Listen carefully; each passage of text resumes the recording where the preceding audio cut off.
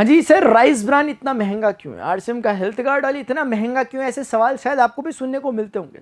उन सवालों का जवाब मैं आज आपको देने के लिए आया हूँ। क्या सच में आरसीएम का जो rice bran health guard oil है इतना महंगा है? क्या हमें इतनी प्रॉब्लम होती है? देखिए, जानकारी हमें होनी चाहिए, तभी जाकर के हम किसी को भी सही चीज़ के बारे में जानकारी दे सकते हैं।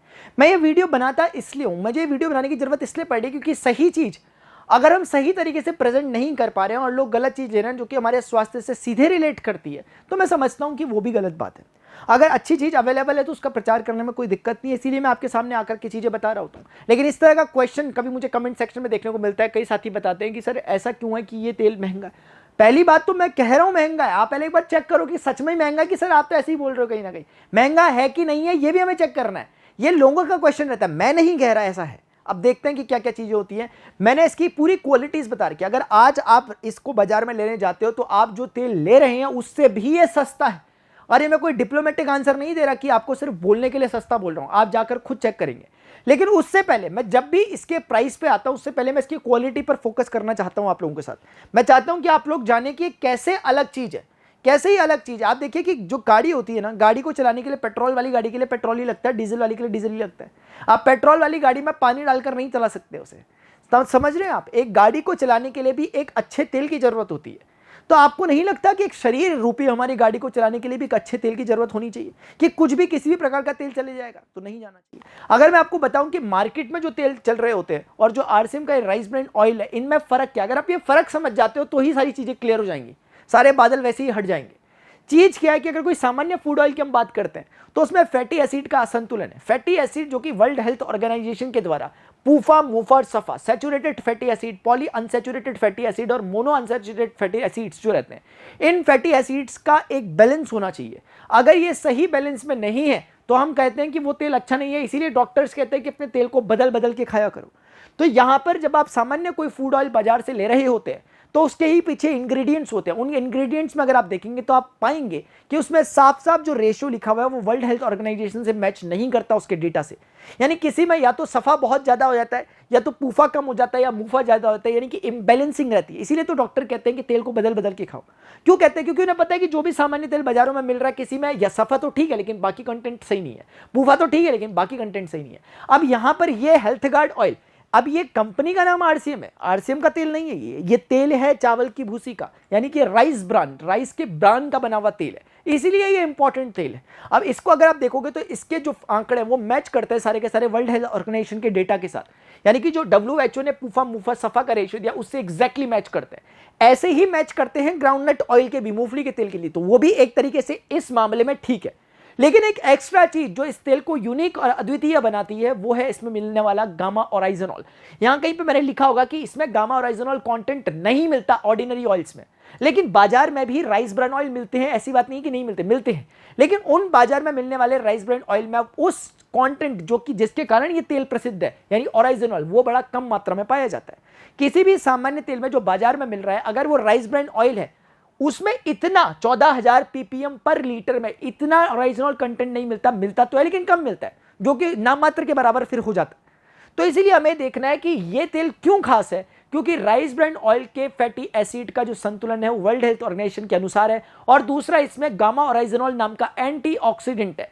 इसके बारे में मैंने सेपरेट वीडियो बना रखा कि गामा ओराइजनॉल जैसी चीज क्या होती है, कैसे वो आपके कोलेस्ट्रॉल को मैनेज करती है, बैलेंस करती है, कैसे वो चीज गामा ओराइजनॉल जैसी जो चीज होती है वो कोलेस्ट्रॉल को कंट्रोल करने वाली एलोपैथी में दवाई स्टैटिन का विकल्प हो सकती है, जो कि बिना किसी साइड इफेक्ट के है, जो कि बाजार में ब्लड थिनर के रूप में लोग स्टैटिन लेते हैं ताकि ब्लड थिन हो, जो कि हार्ट प्रॉब्लम्स जिनको होती है।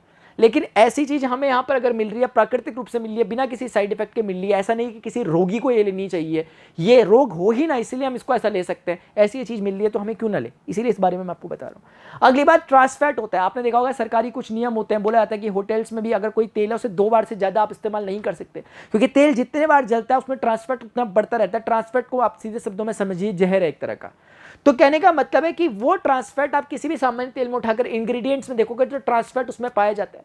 सरकार के नियम भी है कि 2 mg से इतने से कम होना ही होना चाहिए ट्रांस फैट, अदरवाइज वो तेल ही फेल हो जाएगा। लेकिन भारत में चलती भी है कुछ चीजें, तो ये स्वविवेक पर है कस्टमर के कि वो देखे जाकर के कि ट्रांस फैट है कि नहीं है तेल में। यहां देखोगे ट्रांस फैट नहीं पाया जाता, सामान्य तेल जो भी आप ले रहे होते हैं ट्रांस फैट उसमें मौजूद होता है, जो सीधा जहर है।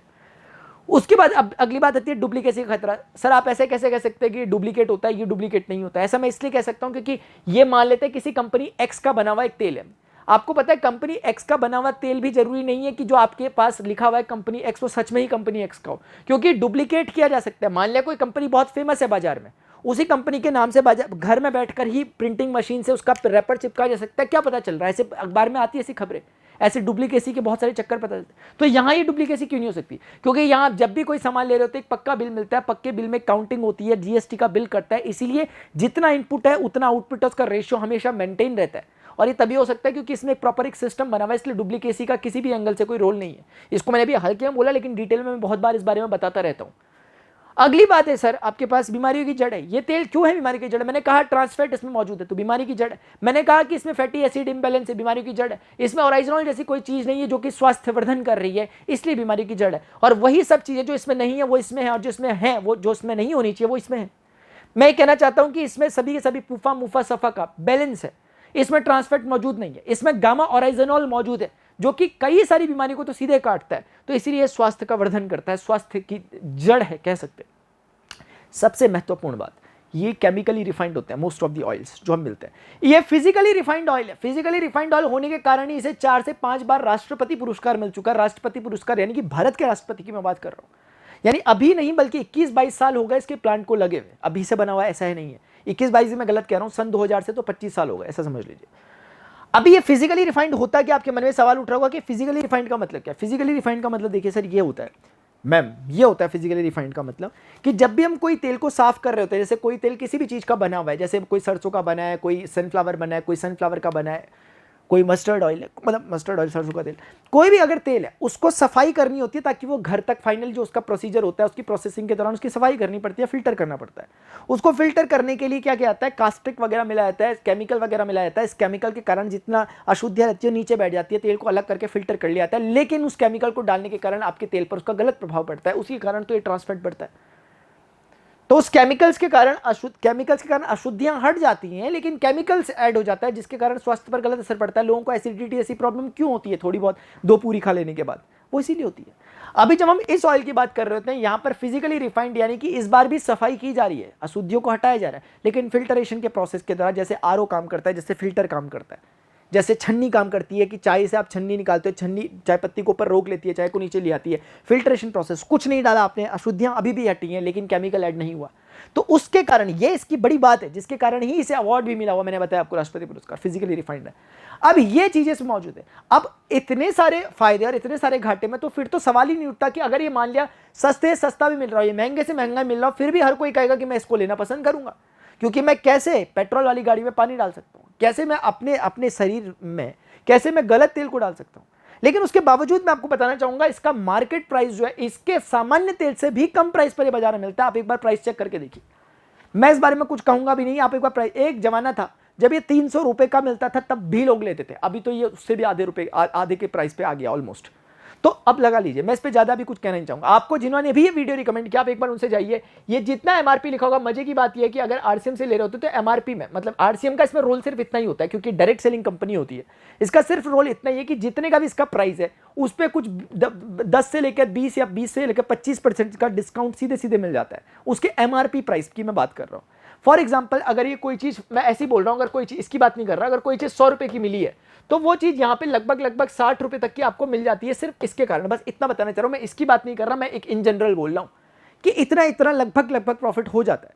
तो ये चीज है। तो सर बस यही बात है, मुझे नहीं लगता कि इन चीजों के बारे में अगर हमें इतना पता लग जाता है उसके बाद, क्योंकि सिर्फ मैं समझता हूं कि काम वहीं तक होता है जहां तक हमें जानकारी नहीं है, इसके बाद लेना नहीं लेना या कुछ करना, ये डिसीजंस तो हमारे हाथ में ही रहते हैं। ये चीजें होती है, हमें यही डिसाइड करना होता है कि मैं कोई सेलिब्रिटी तो हूं नहीं कि मैं कुछ कहूंगा और आप मेरी बात को मान लोगे। मैं सिर्फ तथ्य और फैक्ट ही आपके सामने रख सकता हूं। अगर आपको बात समझ में आती है तो आप, जिन्होंने आपको वीडियो प्रेसिट किया होगा, सेंड किया होगा, आप उनसे कॉन्टैक्ट करके इसके बारे में जानकारी ले सकते हैं। और नीचे पे भी कहीं पे आपको कॉन्टैक्ट फ्लैश हो रहा होगा आपको, अगर आपको कोई फ्यूचर जानकारी चाहिए होती है तो आप पहले तो नीचे कमेंट सेक्शन में बताया करें, और जो नंबर आपको दिखाई दे रहा है इस पर प्लीज़ व्हाट्सएप किया करें, कॉल डायरेक्ट ना किया करें। अभी के लिए इतना ही फ्रेंड्स, आप बताएं कि आपको नेक्स्ट वीडियो किस टॉपिक पर चाहिए, किस में कोई समस्या आ रही है, मैं आपको हर संभव प्रयास करूँगा आपकी मदद करने के लिए। टिल देन गुड बाय, जय हिंद, जय भारत।